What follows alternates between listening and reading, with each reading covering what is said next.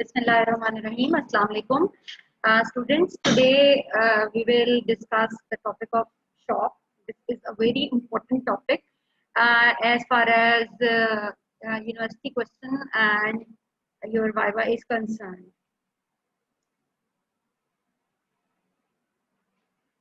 इसको मुझे side bar को साइड पे कर दें, कवर कर लेता हूँ। हाँ, ये स्टूडेंट्स हैं, इनको रिवाइज करना और मेरी पिक्चर को ऊपर करना।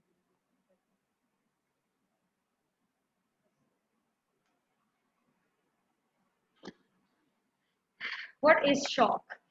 Shock is characterized by systemic hypoperfusion due either to reduced cardiac output or to reduced effective circulating blood volume. So what are the important key points? It is systemic hypoperfusion. Systemic hypoperfusion means whole of the body is in hypoperfusion state due either to reduced cardiac output, either the heart is not working or there is not effective circulating blood volume. Either the heart is not working or there is not effective circulating blood volume. So due to any of these abnormalities, the resultant problem is systemic hypoperfusion. So beta, remember there are three keywords in this definition. Shock is characterized by systemic hypoperfusion due either to reduced cardiac output or to reduced effective circulating blood volume. Now, the consequences are hypotension, impaired tissue perfusion, and cellular hypoxia. So these are the consequences of shock. Number one, hypotension. Number two, impaired tissue perfusion. And number three, it's cellular hypoxia. Initially, the cell injury is reversible. But if the time duration is prolonged shock eventually leads to irreversible tissue injury that often proves fatal. So what are the types of shock? Number one is cardiogenic shock, then hypovolemic shock, then septic shock, neurogenic shock, and anaphylactic shock. So how many types of shock are there? There are 5 types of shock. Number one, cardiogenic. As the name indicates, there is some abnormality of heart. Number two, hypovolemic. There is some problem with blood, effective circulatory volume, that is blood. Number three, septic shock. As the name indicates, it may be due to any infective agent. Number four is neurogenic shock, and number 5 is anaphylactic shock. So, cardiogenic shock. The examples are myocardial infarction. If the patient is experiencing MI, myocardial infarction, or there is ventricular rupture, or if there are arrhythmias, cardiac tamponade, or pulmonary embolism. These all conditions will lead to cardiogenic shock. So, what is cardiac tamponade? Cardiac tamponade is a condition in which the blood accumulates between the heart muscles and the pericardium. So, blood oozes out into the cavity. So, what happens? More blood pours into the space, which leads to the reduced effective pumping of the heart. So the principal pathogenic mechanism is failure of myocardial pump resulting from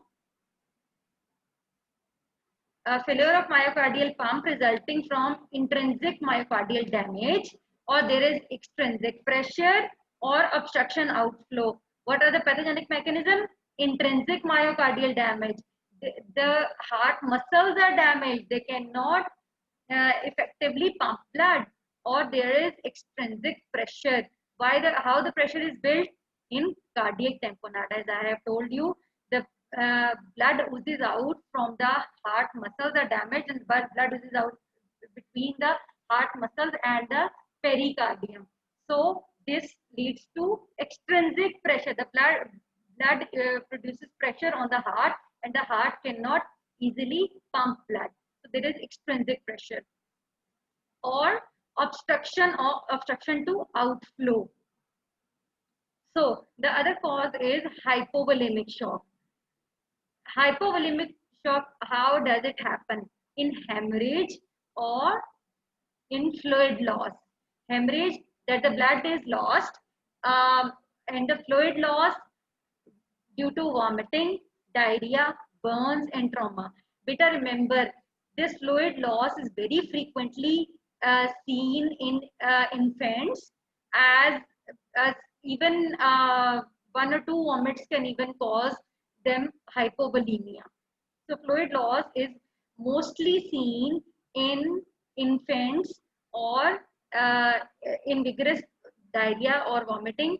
Anyone can experience fluid loss, which leads to hypovolemic shock. So the pathogenic mechanism is inadequate blood or plasma volume. What is septic shock? If there is overwhelming microbial infection, endotoxic shock, gram-positive septicemia, fungal sepsis, or superantigens. Beta, can you notice these are all causes by some infective agent. These are all causes of caused by some infective agent. So superantigens cause toxic shock syndrome. So there is peripheral vasodilation and pooling of blood, endothelial activation, or there is endothelial injury, leukocyte-induced damage, and disseminated intravascular coagulation. Eventually, the patient goes into DIC, and there are activation of cytokine cascade. What is neurogenic shock? It is anesthetic in anesthetic accidents or spinal cord injury as a result of loss of vascular tone and peripheral pooling of blood. Loss of vascular tone and peripheral pooling of blood. Anaphylactic shock. It is IgE mediated systemic vasodilation and increased vascular permeability. These are the two pathogenic mechanisms, that there is vasodilation as well as increased vascular permeability. But what are the examples of this IgE mediated anaphylactic shock? Even a bee sting can cause anaphylactic shock. Remember, even a bee sting or an ant sting can cause anaphylactic shock. So cardiogenic shock. Cardiogenic shock results from myocardial pump failure. We have already discussed. For example, myocardial infarction, ventricular arrhythmias, extrinsic compression such as in cardiac tamponade, or outflow obstruction. So what happens in cardiogenic shock? Whenever there is initial insult, what happens? There is decreased myocardial contractility. The heart cannot function properly. As the name indicates, there is cardiogenic shock. Their problem is with heart. So heart cannot decrease myocardial contractility, which leads to decreased stroke volume, which leads to decreased left ventricular emptying and left ventricular dilation and backup of blood, which leads to increased preload. And what happens with increased preload? There is pulmonary congestion. The other thing that happens with decreased stroke volume is heart tries to function properly. What does it do? There is increased heart rate, but there is decreased ventricular emptying side by side. There is increased heart rate and decreased coronary artery perfusion and collateral blood flow, which leads to myocardial hypoxia, and myocardium, there is decreased cardiac output, and which leads to decompression and death. So this is how cardiogenic shock happens. Hypovolemic shock. Beta, hypovolemic, as the name indicates, hypovolemia. Hypo means low, volemia means volume. Whenever there is low blood volume, there is hypovolemic shock. Low blood volume can be directly due to hemorrhage, or number two, it can be due to loss of fluid component of the blood. So the loss of fluid component can occur due to vomiting, diarrhea, or any other cause that lead to fluid loss of the fluid component of the blood. So it results from loss of blood or plasma volume. Septic shock. It is caused by microbial infection. Most commonly, causative agents are gram-negative bacteria that cause endotoxic shock. Gram-positive bacteria and fungi can also cause septic shock. And septic shock results from host innate immune response to infectious agents. How this shock occurs? It results from host innate immune response. This is all the host response that is leading him to the septic shock. Host innate immune response to infectious organism leads to the septic shock. The septic shock is associated with severe hemodynamic and hemostatic derangements. So this is actually what we need to focus on septic shock. So pathophysiology, beta, this is very important. Whenever there is sepsis due to any infectious agent, what happens? There is excessive production and systemic appearance of C5A. What is this C5A? It is complement. It is a part of complement pathway. So excessive production and systemic appearance of C5A. So what does C5A lead? C5A activates neutrophils, macrophages, endothelial cells, and thymocytes. Now we will look into one by one. Activation of neutrophils occurs when there is MAP kinase signaling pathway activation and defective translocation of P47.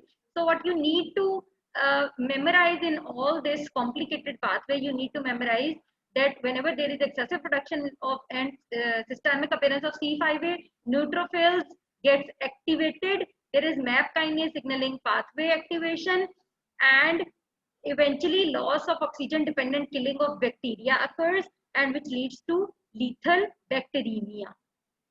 On macrophages, there is enhanced production of cytokines and chemokines from these macrophages, which lead to cytokine and chemokine storm. You have also heard this terminology in this COVID, that there is cytokine and chemokine storm in patients of COVID that leads them to the being damage to the body that happens to them.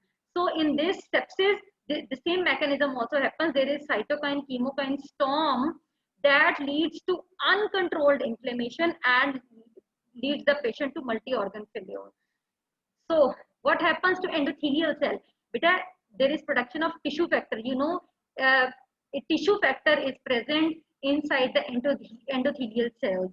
So as soon as there is insult to endothelial cells, the tissue factor is expressed outside.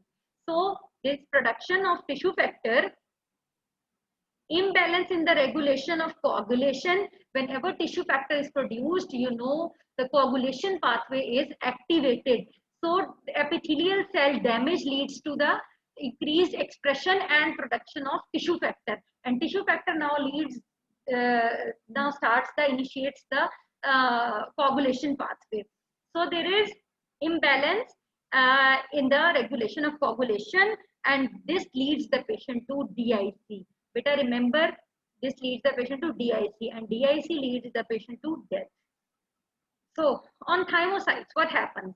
There is increased expression of C5A, and eventually there is increased apoptosis, and the patient faces immunodeficiency as the cell goes into apoptosis. So this is the pathophysiology of septic shock. Beta, simply you need to know that whenever there is sepsis, there is expression and production of systemic appearance of C5A. What happens then? There is action on neutrophils, macrophages, endothelial cells, and thymocytes.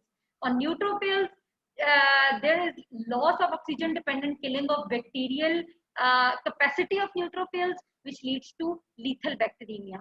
On macrophages, there is this cytokine or chemokine storm, which leads to multi-organ failure. In endothelial cells, the expression of endothelial cells, the production of tissue factor and expression of tissue factor leads to DIC, and DIC leads to death. Thymocytes, in thymocyte there is increased expression of C5a, which leads to apoptosis, increased apoptosis of cells, and which leads to immunodeficiency. So what are the factors that contribute to pathophysiology? These are inflammatory mediators, interleukin-1 and TNF, tissue necrosis factor, endothelial cell activation and cell injury. This endothelial cell that I am talking about, this leads to DIC. Endothelial cell activation and cell injury leads to expression of tissue factor. So metabolic abnormalities, immune suppression, and organ dysfunction or the multi-organ failure. So these are the contributing factors that leads to pathophysiology. So how the hemostasis is lost in sepsis? Beta, what is hemostasis? Hemostasis is balance. Balance between coagulation and anticoagulation factors. So there is loss of hemostasis in sepsis. Better remember the tissue factor in your brain. So there is eventually increased coagulation and increased inflammation and low fibrinolysis. Fibrinolysis is breakdown of fibrin products. So what is increased? Pro-inflammatory mediators are increased, endothelial injury, tissue factor expression, and which leads to the activation of coagulation pathway. And at the end of coagulation pathway, what is the result? We get thrombin production. So there is thrombin production, which leads to increased coagulation and increased inflammation. On the other side, fibrinolysis is decreased. Fibrinolysis is decreased, in which in this process there is increased PAI1, increased TFI. Beta, you need to memorize only this increased coagulation and increased inflammatory mechanism, and you only need to memorize the name of this, that there is decreased fibrinolysis. Okay. So LPS, what is LPS? LPS is lipopolysaccharides. Lipopolysaccharide is a integral part of cell wall of gram-negative bacteria. So this LPS leads to the release of tissue necrosis factor and interleukin-1. We have seen that interleukin-1 and TNF are the factors that are released in sepsis.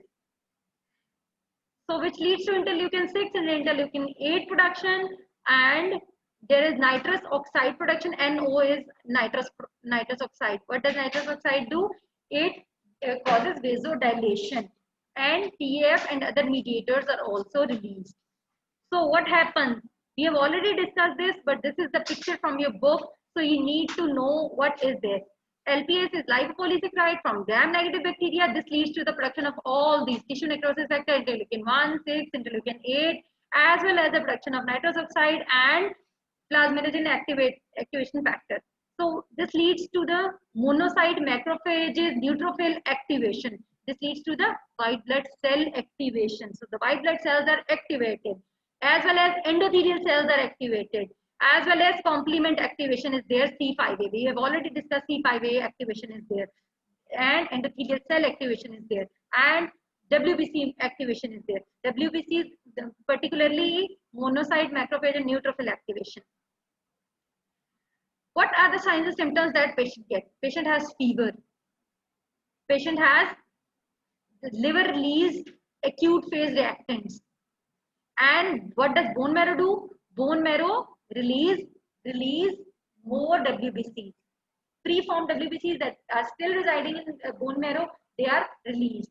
So these are the systemic effects. These are the systemic effects. You will diagnose this how? You will diagnose in CBC, complete blood count of the patient, that the WBC count is raised. So this will give you clue that the patient has some infection going on. Acute phase reactants, LDH is increased, okay, ESR is increased. So due to these acute phase reactants. So these are the systemic effects that the patient gets. These are actually the symptoms that the patient is getting. Now, what eventually happens in septic shock is there is low cardiac output, low pressure resistance. How low pressure resistance? How the resistance is produced? Resistance is due to the vascular tone, peripheral vascular tone. So the tone is increased, there is more resistance, and when there is vasodilation, the vessels are dilated. So there is low peripheral resistance to blood. So there is low cardiac output, heart is itself not working properly, low peripheral resistance due to vasodilation. There is blood vessel injury. Blood vessels are, what the blood vessels are made of? They are made of endothelium. You see, there is also endothelial activation and endothelial injury. So this endothelial injury also occurs in the vascular wall. So there is blood vessel injury, which leads to activation of thrombotic pathway, and the patient goes into DIC. There is a bastic thrombosis that starts to occur inside the vessels, and eventually there is ARDS, acute respiratory distress syndrome. So this is all what happens in septic shock. There are problems of heart, that is low cardiac output, low peripheral resistance due to vasodilation. You know, this nitrous oxide was released, so this caused vasodilation. Blood vessel injury due to endothelial injury and release of tissue factor. Tissue factor activates coagulation pathway, which leads to thrombosis, and then patient can eventually go into DIC, and acute respiratory distress syndrome occurs in these patients. So, this is capillary. This is one side of endothelium. This is another. So this is basically a cut section of the capillary. So what is going on inside? The neutrophils and monocytes are releasing tissue necrosis factor, interleukin 1, 6, 8, 10, 12, and 18. All the we have already studied. There is cytokine storm. So this is the cytokine storm that is going on. There is release of nitrous oxide. Nitrous oxide is doing, what does it doing? It is causing vasodilation. All the vessels are vasodilated. It is increasing permeability. You see, there is increased permeability, and we studied yesterday that whenever there is increased permeability, how the WBCs, they roll, they get firm adhesion, and then they do diapedesis out of the vessel into the extracellular matrix. So there is increased permeability, there is vasodilation, and there is DIC due to the damage to the endothelial cells and expression of tissue factor.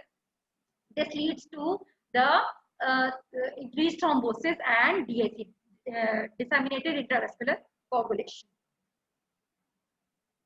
Now, what are the stages of shock? There are 3 stages of shock. Number one is non-progressive stage. As the name indicates, that the body is compensating the shock. There is non-progressive stage. Number 2 is progressive stage, in which the things are getting out of control of the body and the shock is progressing. And number 3 is irreversible stage. That is, if the progressive stage is not stopped externally, or we haven't tried the patient to resuscitate, the patient will go into irreversible stage, and the irreversible stage eventually leads into death. You cannot do anything in this irreversible stage. So you have to prevent your patient from going into this irreversible stage. So what is non-progressive phase? Number 1 is non-progressive, then progressive phase, and number 3 is irreversible stage. Now discussing the number 1, non-progressive phase. So there is reflex compensatory mechanisms are activated, and perfusion of vital organs is maintained. So the body is trying hard to resuscitate itself. So there is reflex compensatory mechanisms are activated, and perfusion of vital organs is maintained. A variety of neurohumoral mechanisms help to maintain cardiac output and blood pressure. Cardiac output is trying to be maintained and blood pressure is trying to be maintained. These include, what does body do? There is baroreceptor reflexes, the catecholamine release, activation of renin-angiotensin axis, ADH antidiuretic hormone release, generalized sympathetic stimulation. So the body is trying, neurohormonal mechanisms are activated. Baroreceptor reflexes, catecholamine reflexes, activation of renin-angiotensin axis, antidiuretic hormone release. So what actually happens in renin-angiotensin axis and ADH release? The body is trying to prevent the loss of fluid from the urinary pathway. So there is antidiuretic hormone release. Generalized sympathetic stimulation is also there. So what is the net effect? The body is trying hard. What is the net effect? The net effect is tachycardia, peripheral vasoconstriction, renal conservation of fluid. So what happens? Tachycardia, peripheral vasoconstriction, and renal conservation of fluid.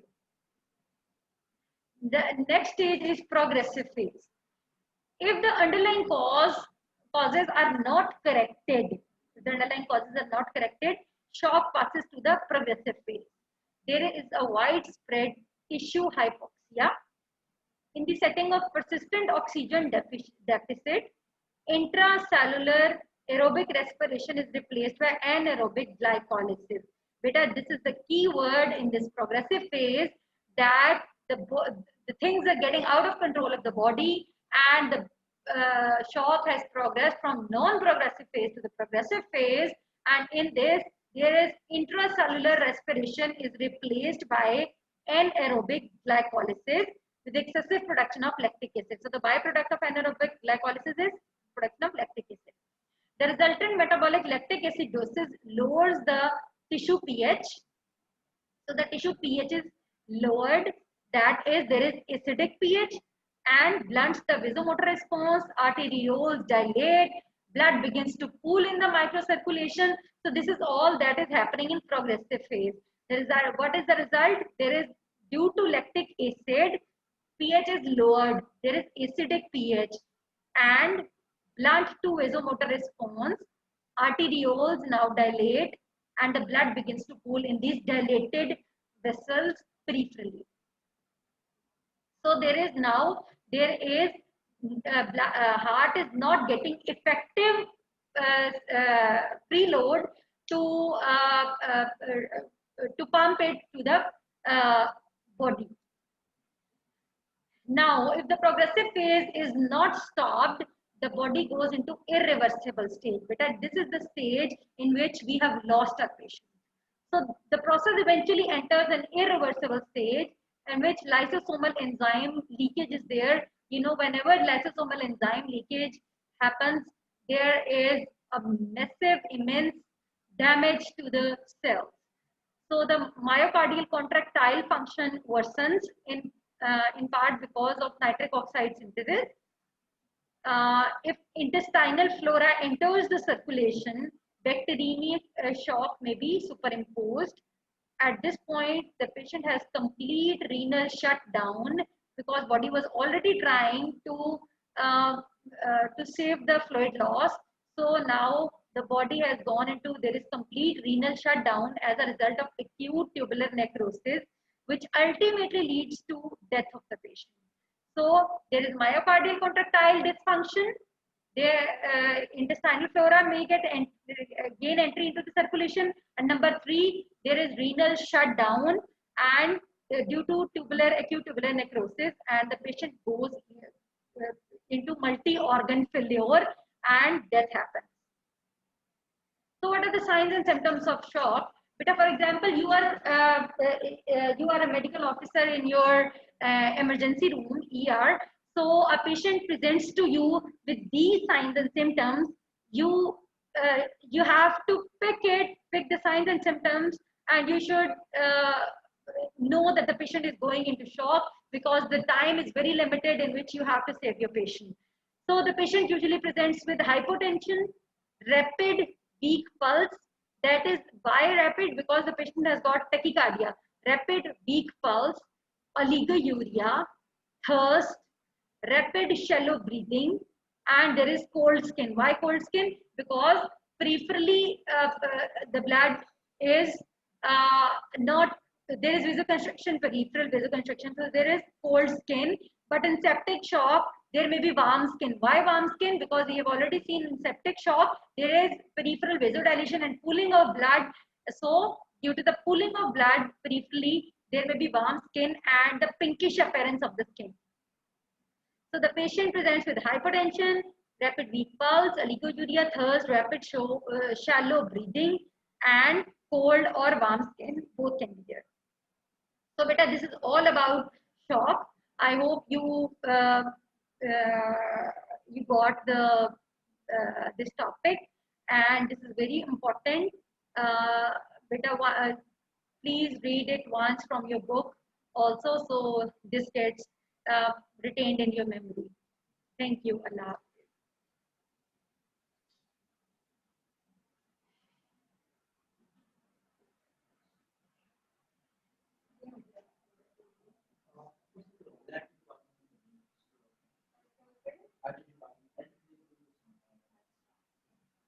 How much